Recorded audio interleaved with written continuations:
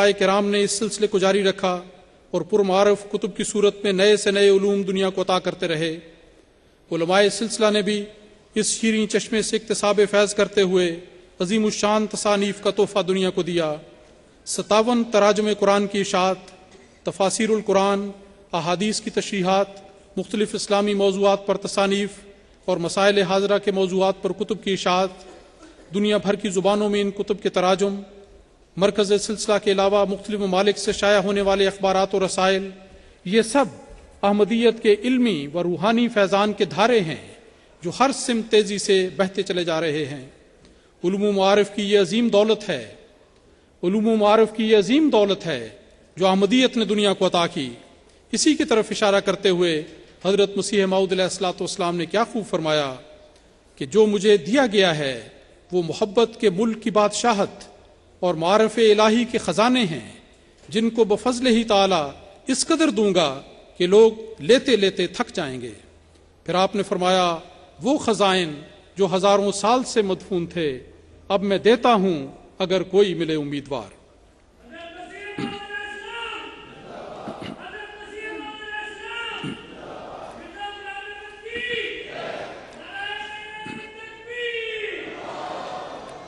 حضرات، پوچھنے والے پوچھتے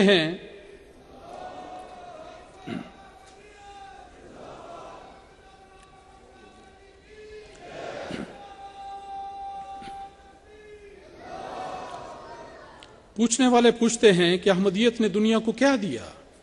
میں کہتا ہوں کہ احمدیت کی تاریخ پر نظر کرو اور دیکھو کہ کس طرح اس جماعت نے اپنے جگر گوشے دنیا کی خدمت کے لیے پیش کیے۔ خدمت کا کوئی میدان ہو، جماعت کے یہ سپوت مشرق و مغرب میں ہر میدان میں ایک نمایاں شان رکھتے ہیں۔ لسانیات کی دنیا میں حضرت شیخ محمد احمد صاحب مظہر کی خدمات، افریقہ کی ترقی اور تعمیر میں شیخ امری عبیدی صاحب کا کردار، پاکستان کی معاشی اور اقتصادی ترقی اور استحکام میں حضرت صاحبزادہ مرزا مظفر احمد صاحب کی خدمات، اور ملک کے دفاع اور حفاظت کے باب میں جنرل اختر حسین ملک اور لیفٹیننٹ جنرل عبدالعلی ملک اور مجاہدین فرقان فورس کی خدمات کو کس طرح کوئی شریف انسان فراموش کر سکتا ہے؟ سائنس کے میدان میں ڈاکٹر پروفیسر عبدالسلام صاحب نے جو کام کیا اور جو نام کمایا وہ کسی تعارف کا محتاج نہیں۔ ارض پاکستان کے اس نامور سپوت نے نوبل پرائز انعام حاصل کر کے پاکستان کا ہی نہیں سارے عالم اسلام کا سر فخر سے بلند کر دیا۔ اس احمدی سائنسدان نے مسلمانوں کو ایک حوصلہ اور عزم بخشا، اعتماد عطا کیا اور ترقی کا جذبہ دیا۔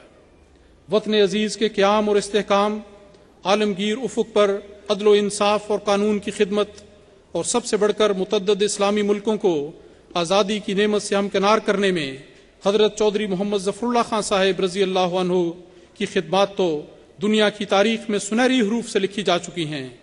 کون صاحب علم ہے جو اس فرزند احمدیت کی ان ہماگیر بے لوث اور امتیازی خدمات سے لا علمی کی جرت کر سکے؟ جماعت احمدیہ ساری دنیا کی ایک خادم جماعت ہے جو اس اصول پر سرگرم عمل ہے کہ محبت سب کے لیے، نفرت کسی سے نہیں۔ تاریخ احمدیت اس بات پر گواہ ہے کہ جب بھی خدمت کا کوئی میدان نظر آیا، جماعت احمدیہ کے سرفروش ہمیشہ بے لوث خدمت کے جذبے سے بلا امتیاز مذہب و ملت اس میدان میں کود پڑے۔ افریقہ کے کسی ملک میں قحط اور فاقے کا امتحان ہو، گجرات میں زلزلے کے متاثرین کی ضرورت ہو، پاکستان میں سیلاب زدگان کی امداد کا سوال ہو، یا جاپان جیسے ترقی یافتہ ملک میں زلزلے سے بے گھر ہونے والوں کو کھانا مہیا کرنے کا موقع ہو، جماعت احمدیہ کے رضاکار خدمت کا علم اٹھائے، سر جھکائے خدمت میں ہمیشہ مصروف نظر آتے ہیں۔ جماعت کی رفاہی تنظیم ہیومینٹی فرسٹ بھی ساری دنیا میں انسانیت کی بے لوث خدمات کر رہی ہے۔ جماعت کی طرف سے اس وقت 373 سکول اور 4 کالج جاری ہیں جو لا علمی کی تاریکیوں میں علم کی روشنی پھیلا رہے ہیں۔ اسی طرح 36 اسپتال اور 4 کلینک جاری ہیں، 36 اسپتال اور کلینک جاری ہیں جہاں غرباء کو بلا معاوضہ طبی سہولتیں مہیا کی جاتی ہیں۔ اس میدان میں ایک اور عظیم خدمت جو جماعت احمدیہ نے بالخصوص خلافت رابعہ کے دور میں سر انجام دی، وہ ہیومینٹی فرسٹ ہومیوپیتھی کے ذریعے ساری دنیا میں اس مفید اور مؤثر ذریعہ علاج کا عام کرنا ہے۔ عملاً آج ہر احمدی گھرانہ ایک مرکز شفا بن گیا ہے جس کا فیض صرف احمدیوں تک محدود نہیں بلکہ کل دنیا تک پہنچ رہا ہے۔ حضرات، احمدیت نے دنیا کو کیا دیا؟ اس سوال کا ایک جواب یہ ہے کہ احمدیت نے دنیا کو عالمگیر نشریاتی ادارہ MTA عطا کیا جو ساری دنیا میں حقیقی اسلام کی واحد آواز ہے۔ آج سارے عالم اسلام میں صرف ایک جماعت احمدیہ ہے جس کا اپنا ایک مستقل ٹیلی ویژن اسٹیشن ہے جو 24 گھنٹے دنیا کی مختلف زبانوں میں اسلام و احمدیت کا پیغام نشر کر رہا ہے۔ آج روئے زمین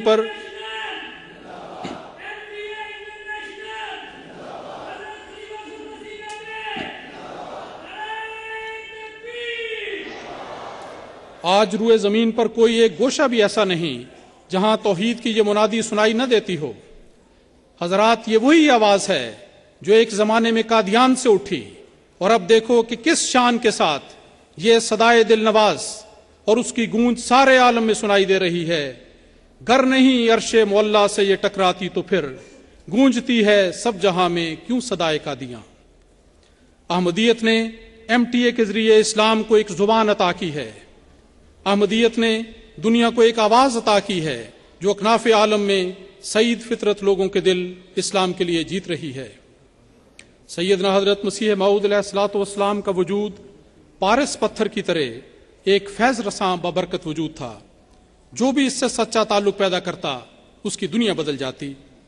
حضرت مسیح موعود علیہ الصلوۃ والسلام کے زمانے میں ہندوستان کے ایک مشہور عالم دین مولوی حسن علی صاحب 1894 میں بیعت کر کے جماعت میں داخل ہوئے۔ دینی خدمات کی وجہ سے ہندوستان میں ان کا بڑا شہرہ تھا۔ کسی نے ان سے پوچھا کہ آپ کو بیعت کر کے کیا ملا؟ آپ نے جواب دیا، میں مردہ تھا، اب زندہ ہوں۔ گناہوں کا ذکر کرنا اچھا نہیں جن سے اب مجھے نجات مل چکی ہے۔ قرآن کریم کی عظمت اور حضرت پیغمبر خدا کی عظمت جو میرے دل میں اب ہے یہ پہلے نہ تھی، یہ سب حضرت مرزا صاحب کی بدولت ہے۔ حضرت مولانا غلام رسول راجے کی صاحب بیان کرتے ہیں کہ نواب خان صاحب تحصیلدار نے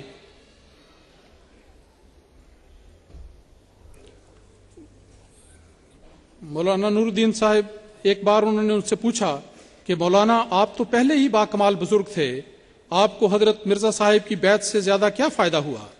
اس پر حضرت مولانا صاحب نے فرمایا، نواب خان، مجھے حضرت مرزا صاحب کی بیعت سے فوائد تو بہت حاصل ہوئے ہیں، لیکن ایک فائدہ ان میں سے یہ ہوا ہے کہ پہلے مجھے حضرت نبی کریم صلی اللہ علیہ وسلم کی زیارت بذریعہ خواب ہوا کرتی تھی، اب بیداری میں بھی ہوتی ہے۔ تاریخ احمدیت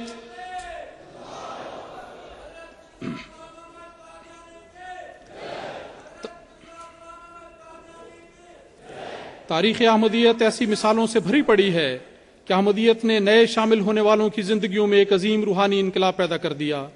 ان میں ایسے بھی تھے جو احمدی ہونے سے قبل علاقے کے خطرناک ڈاکو تھے، احمدیت نے ان کو ایسا بدلا کہ وہ خدا نما وجود بن گئے۔ ایسے بھی تھے کہ رشوت لینا ان کا روزانہ کا معمول تھا، احمدی ہوئے تو نوٹوں کی بوری کمر پر اٹھا کر گاؤں گاؤں پھر کر یہ اعلان کرتے کہ جس کسی نے مجھے رشوت دی تھی وہ اپنی رقم مجھ سے واپس وصول کر لے۔ ایسے عیسائی بھی تھے جو ہر شام سونے سے قبل رسول خدا صلی اللہ علیہ وسلم کو گالیاں دے کر سویا کرتے تھے۔ احمدی ہوئے تو عرق گلاب سے منہ صاف کر کے درود و سلام پڑھنے کے بعد بستر پر دراز ہوتے۔ انگلستان کے بشیر اورچڈ صاحب عیسائیت سے توبہ کر کے 1944 میں احمدی مسلمان ہوئے، جوئے اور شراب نوشی سے اجتناب کیا، اسلامی تعلیم کے ایسے پابند ہوئے کہ دعا گو بزرگ انسان